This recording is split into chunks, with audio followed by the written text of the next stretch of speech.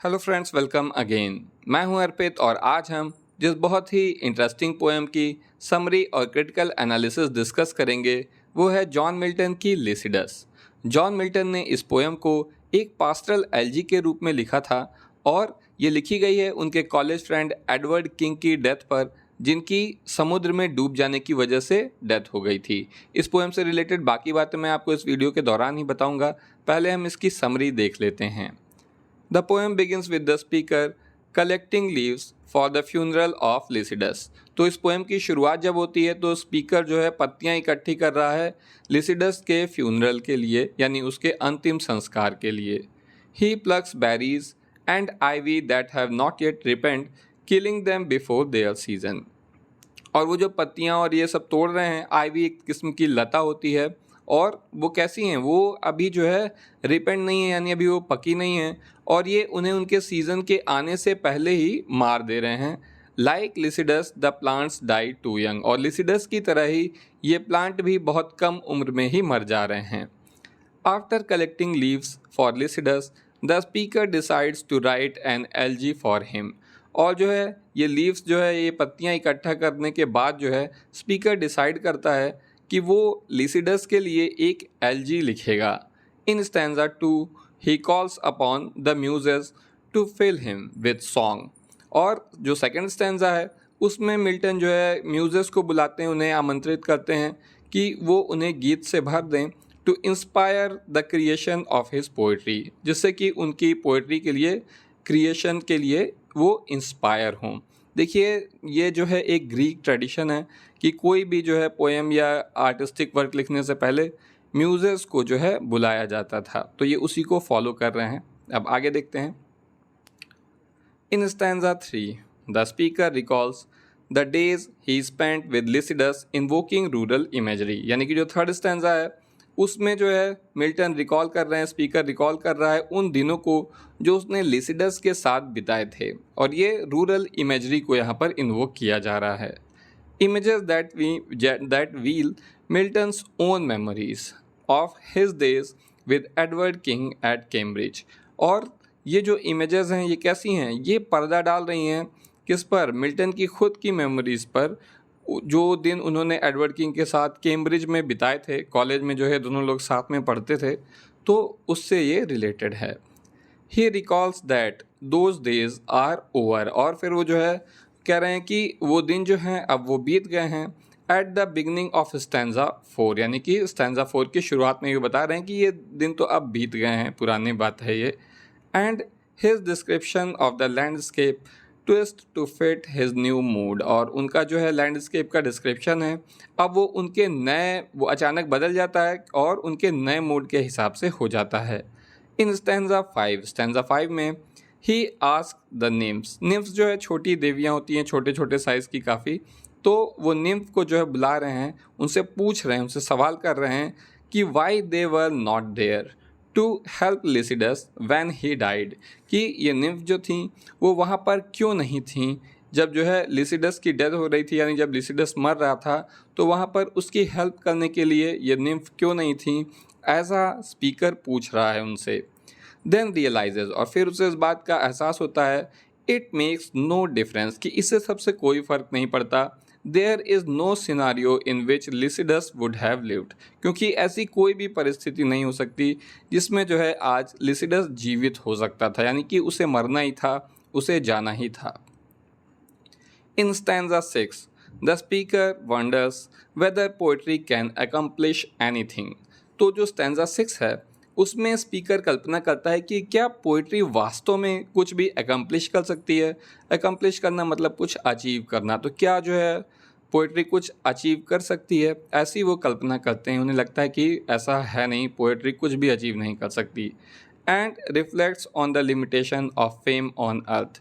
और ये जो मतलब स्टैंजा है ये रिफ्लेक्ट करता है कि ये जो धरती है इस पर फेम की, यानी प्रसिद्धि की, शोहरत की क्या लिमिटेशंस हैं।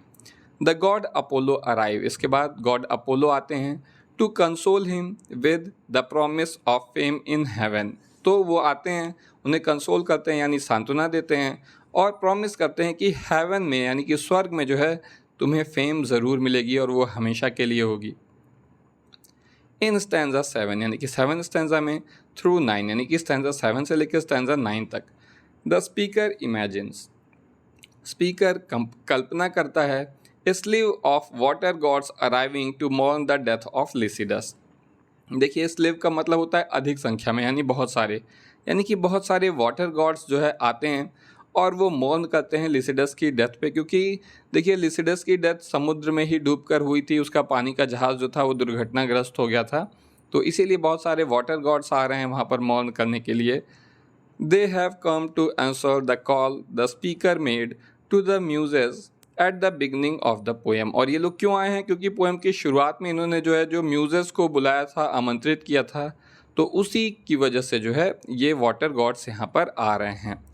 When he asked them, और जब जो है वो जो स्पीकर है वो उनसे कहता है to fill his urn, urn का मतलब होता है कलश, कि उसके कलश को वो भर दें विद वाटर, पानी से, and mourn Lycidas as they passed, और वो मॉर्न करें क्योंकि लिसिडस जो है अब उसकी डेथ हो गई है, तो जो है मौन करें। ऐसा जब वो शुरुआत में पोएम के कहता है तो उसी जो है निमंत्रण की वजह से, उसी बात की वजह से ये सारे वाटर गॉड्स यहाँ पर आ रहे हैं। नेपच्यून सन, देखिए नेपच्यून जो है वो समुद्र के देवता हैं, तो नेपच्यून सन यानी कि नेपच्यून के जो बेटे हैं ट्राइटन अराइव्स फर्स्ट, वो सबसे पहले आते हैं, with his winds following behind him, और उनके पीछे पीछे उनकी हवाएं जो हैं वो उनके साथ चलती हैं। None of them accepts blame for Lycidas death, और उनमें से कोई भी जो है लिसिडस की डेथ की जिम्मेदारी नहीं लेता है, ना हवाएं लेती हैं ना ही ट्राइटन लेते हैं। दे से the winds were good and the water was smooth, और वो कहते हैं कि भाई देखो ये जहाज़ भले दुर्घटनाग्रस्त हुआ, लिसिडस की डेथ हो गई, लेकिन उस समय जो है वाटर स्मूथ था और हवा भी अच्छी चल रही थी, कोई आंधी तूफान वगैरह नहीं आ रहा था, तो फिर हमारी कोई जिम्मेदारी नहीं उसकी डेथ में। The ship sank because it was built during an eclipse and doomed to fail, और शिप जो था, पानी का जहाज़ जो था, वो इसलिए डूब गया क्योंकि वो ग्रहण के दौरान बना था, यानी कि जब वो बन रहा था तो उस समय ग्रहण लगा था, और उसका मतलब वो उसमें डूम था, उसमें दुर्भाग्य था उसका कि उसको फेल होना ही था, तो इसी वजह से वो जहाज़ डूब गया। Saint Peter arrives last in the procession to mourn Lycidas, और सबसे आखिर में जो है सेंट पीटर आते हैं इस पूरी प्रक्रिया में, लिसिडस की जो मॉर्निंग चल रही है उसके लिए। द स्पीच ही गिव्स, और वो जो स्पीच देते हैं ओवर लिसिडस बॉडी, लिसिडस की वहाँ बॉडी रखी और वहाँ पर वो जो स्पीच देते हैं, भाषण देते हैं, quickly turns into a sermon on the wrong of church leader, वो जल्दी ही बदल जाता है एक सरमन के रूप में, जो कि जो चर्च के लीडर हैं जैसे पोप हैं और भी बड़े अधिकारी हैं, तो वो जो गलत काम कर रहे हैं उसके बारे में ये स्पीच हो जाती है।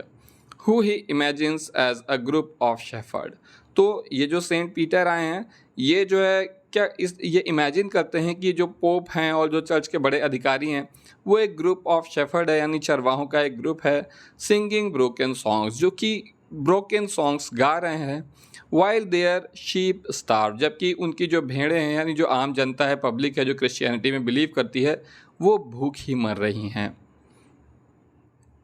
In stanza 9, the speaker calls upon the flower to mourn for Lycidas, और जो stanza 9 है उसमें स्पीकर जो है फ्लावर्स को बुलाता है, फूलों को बुलाता है कि अब चलो लिसिडस के लिए मौन किया जाए, आखिर में उनके ऊपर, उसकी बॉडी के ऊपर फूल वगैरह चढ़ाए जाएं। देन सडनली रिमेंबर्स, और अचानक ही उसे याद आता है that Lycidas body is somewhere in the sea, कि लिसिडस की बॉडी तो असल में समुद्र में कहीं पर है, where there can be no proper funeral, जहाँ पर कि प्रॉपर फ्यूनरल यानी कि उसका प्रॉपर तरीके से अंतिम संस्कार नहीं किया जा सकता, क्योंकि वो समुद्र में कहीं पर है, कहीं डूबी है, लापता है। इन स्टैंजा 10 द स्पीकर इमेजिन्स, यानी कि जो 10th स्टैंजा है उसमें स्पीकर कल्पना करता है the sun setting only to rise again, कि सूरज जो है वो सिर्फ इसीलिए डूबता है जिससे वो अगले दिन दोबारा से उगे, दोबारा फिर से निकले। The image is a metaphor for Christian resurrection, और ये जो इमेज है ये एक मेटाफर है क्रिश्चियन रिसरेक्शन का। इसका मतलब है कि इस रिसरेक्शन का मतलब होता है पुनर्जीवन, कि जो क्रिश्चियन बिलीफ है कि इंसान की जब डेथ हो जाती है तो उसको स्वर्ग में नया जीवन मिलता है, ठीक है। तो ये उसी को जो है इमेज है उसकी एक मेटाफर के रूप में, कि सूरज भी है जो ढल जाता है तो वो इसलिए ढलता है कि उसको अगले दिन फिर से वो उसे उगना होता है। लाइक द सेटिंग सन, और ढलते हुए सूरज की तरह ही लिसिडस हैज़ डाइड, लिसिडस भी मरा है, only to rise again in heaven, जिससे कि वो एक बार फिर से हेवन में जी सके। Through the image of the rising sun, और ये जो राइजिंग सन की इमेज है इसके द्वारा the poem arrives at its final consolation, ये पोएम जो है अपने फाइनल कंसोलेशन तक पहुंच जाती है। अब हम इस पोएम का क्रिटिकल एनालिसिस देखेंगे। Lycidas is a poem by John Milton written in 1637 as a pastoral elegy. तो ये लिसिडस पोएम जो है ये जॉन मिल्टन द्वारा लिखी गई है 1637 में एक पास्टरल एलजी के रूप में। इट फर्स्ट अपीयर्ड इन 1638, पहली बार ये पब्लिश हुई थी 1638 में। Dedicated to the memory of Edward King, और ये एडवर्ड किंग की याद में लिखी गई थी। A friend of Milton at Cambridge, जो कि मिल्टन के फ्रेंड थे कैम्ब्रिज कॉलेज में। Who drowned when his ship sank, वो जो कि डूब गए थे जब इनका पानी का जहाज़ जो था वो डूब गया था, दुर्घटनाग्रस्त हो गया था, तो उसी के साथ ये भी समुद्र में डूब गए थे। इन द आयरिश सी में off the coast of Wales in August 1637, यानी कि जो वेल्स का जो किनारा है, तट है, वहाँ से आगे समुद्र में 1637 के अगस्त महीने में। The poem is 193 lines in length, यानी कि ये पोएम जो है ये 193 लाइन्स की है। एंड इज़ इरेगुलरली राइम्ड, और इसमें जो राइम है इसकी वो इरेगुलर है, यानी कि कोई रेगुलर राइम का इस्तेमाल इस पोएम में नहीं किया गया है। Milton republish the poem in 1645, और मिल्टन ने इस पोएम को एक बार फिर से रिपब्लिश किया था 1645 में। तो ये पोएम दो बार पब्लिश हुई है, पहली बार 1637 में और उसके बाद 1645 में। Some have criticised Lycidas for being overly polished, और कुछ जो स्कॉलर्स हैं उन्होंने लिसिडस की आलोचना इसलिए की है कि ये पोएम कुछ ज़्यादा ही पॉलिश्ड है as performance of grief rather than the thing itself, और ऐसा लगता है कि जैसे मिल्टन वास्तव में दुखी नहीं है बल्कि वो केवल दुखी होने की एक्टिंग कर रहे हैं, एक दुखी होने का परफॉर्मेंस दे रहे हैं। At the same time the poem is also full of genuine emotion, और साथ ही साथ लेकिन इस पोएम में जेन्युइन इमोशंस भी हैं काफ़ी सारे से। The stanza are all different lengths, और इसके जो स्टैंजा हैं वो सभी अलग अलग लेंथ के हैं। And the meter of the poem changes, और इस पोएम में जो है जो मीटर है वो भी चेंज होता रहता है। The form is constantly in motion chaotic as the grief it describes, और इस पोएम की जो फॉर्म है वो भी कॉन्स्टेंटली मोशन में है, यानी गतिशील है, बदलती रहती है, और ये उसी तरीके से chaotic है, यानी अराजकता है, कोई क्रम नहीं है इसमें। जिस तरह की जो ग्रीफ यानी जो दुख है जिसे ये डिस्क्राइब करती है वो जिस तरीके से chaotic है, उसी तरह से इस पोएम की फॉर्म भी chaotic है। Most of the poem is written in canzone, canzone जो है एक फॉर्म है, a form with an irregular rhyme scheme. तो ज़्यादातर पोएम जो है वो कैंजोन फॉर्म में लिखी गई है, जो कि एक इरेगुलर राइम स्कीम वाला जो है फॉर्म है। But the final stanza switches to ottava rima, लेकिन जो फाइनल स्टैंजा है उसमें ओटावा रीमा फॉर्म का इस्तेमाल किया गया है। A form with a highly structured scheme, जो कि एक ऐसी फॉर्म है जिसमें एक बहुत ही स्ट्रक्चर्ड राइम स्कीम का इस्तेमाल किया जाता है। The change corresponds with the change in the poems mood, और ये जो बदलाव है कि जो है इसमें ओटावा रीमा का आखिर में इस्तेमाल हो जाता है, ये जो है करस्पॉन्ड करता है, यानी ये मैसेज देता है जो पोएम के मूड में जो है बदलाव आ रहे हैं उसका।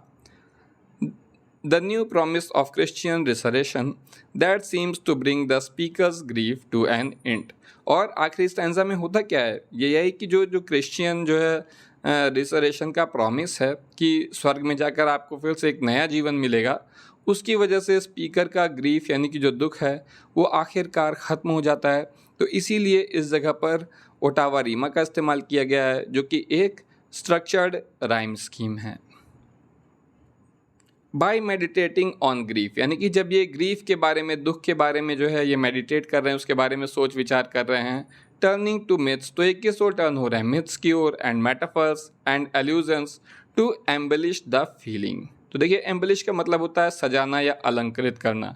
तो ग्रीफ के ऊपर यानी दुख के ऊपर ये मेडिटेट करते समय जो है ये टर्न हो रहे हैं किधर, मिथ्स की ओर, मेटाफर्स की ओर, एल्यूजन की ओर, जिससे कि ये अपनी फीलिंग को सजा सकें, उसे अलंकृत कर सकें। The speaker distances himself from the reason for his despair, और डिस्पेयर का मतलब होता है दुख। तो ऐसा करते हुए स्पीकर अपने आप को दूर कर लेता है उस रीज़न से जो कि उनके दुखों का कारण है। He uses poetry to turn his mourning into something abstract and unreal, और वो अपनी पोइट्री का इस्तेमाल करते हैं मॉर्निंग के लिए किसी एब्स्ट्रैक्ट और अनरियल चीज़ के लिए, यानी किसी सार तत्व के लिए, to distract himself from the poem's unanswerable crisis, जिससे कि वो अपने आप को जो है पोएम के अनआंसरेबल क्राइसिस यानी ऐसे क्राइसिस से दूर कर सकें जिसका कि कोई वास्तव में जवाब नहीं है। और वो क्राइसिस है क्या, the fact that Lycidas actual death, कि लिसिडस की जो वास्तव में डेथ हो गई है उससे अपना ध्यान हटाने के लिए जो है ये सारी बातें करते हैं। तो दोस्तों ये थी पोएम लिसिडस। अगर ये वीडियो आपके लिए यूज़फुल है तो जल्दी से इसे लाइक करिए, और अगर आपका मन करे तो चैनल भी सब्सक्राइब कर सकते हैं।